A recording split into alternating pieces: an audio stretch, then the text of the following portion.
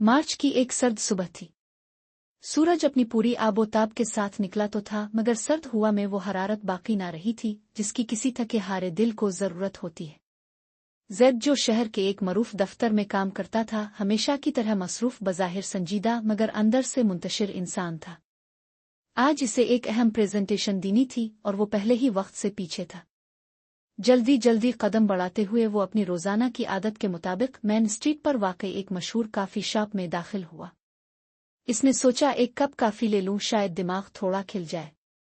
मगर किस्मत को कुछ और मंजूर था। शॉप में मामूल से ज्यादा रश था और जैद कतार के बिल्कुल पीछे आकर खड़ा हो गया। उसके सामने एक बुजुर्ग शख्स खड़े थे जिनके कपड़े पुराने मगर साफ सुथरे थे। वो आहिस्ता आहिस्ता जेब में हाथ डाल कर सके निकालने की कोशिश कर रहे थे। बार बार गिनने के बाद वो दुकानदार से कुछ कह रहे थे, मगर आवाज इतनी धीमी थी कि सुनाई ना दी। जैद की बेचैनी बढ़ने लगी। वो बार बार घड़ी देखता, पांव जमीन पर मारता और कभी कभी लंबी सांस लेता। इसके पीछे भी लोग बुड़बुड़ाने लगे, जैसे सभी किसी न किसी दौड़ में मसरूफ थे। तभी जैद के ज़हन में एक ख्याल आया, वो हदस मुबारका जो उसकी माँ अक्सर दोहराया करती थी, वो हम में से नहीं जो हमारे छोटों पर रहम न करे और बड़ों की इज्जत न करे। तिर्मिज़ी। ये ख्याल दिल पर बिजली की मानिंद गिरा। जैद ने खुद को थोड़ा संभाला, आगे बढ़ा और दुकानदार से कहा, भाई उनकी काफी मेरे खाते में डाल दो। बूढ़े शख्स ने हैरत से जैद की तरफ देखा। उनकी आंखों में वो तशक्कुर था जिसे लफ्जों में बयान करना मुमकिन नहीं। वो लरसती आवाज में बोले, बेटा बहुत शुक्रिया, आज बस थोड़े पैसे कम पड़ गए थे। कुछ गर्म पीने का दिल था, दिल थका हुआ है। जैद ने मुस्कराकर कहा, अब बैठो, आपकी काफी भी आ जाएगी और आपकी इज्जत भी। वो दोनों एक तरफ बैठ गए। जैद ने वक्त की परवाह किए बगैर उनसे हाल चाल पूछा।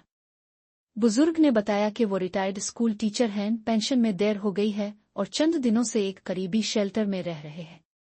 जैद ने सोचा, यही वो लोग हैं जिन्होंने हमें अलिफ बे पे सिखाई। और आज गुफ्तगू के दौरान जैद ने उन्हें अपनी कंपनी में जिज़वक्ती मुलाजमत की पेशकश की। अब जैसे लोगों की हमें जरूरत है। सच कहूं तो हमें तरबियत चाहिए, सिर्फ महारत नहीं।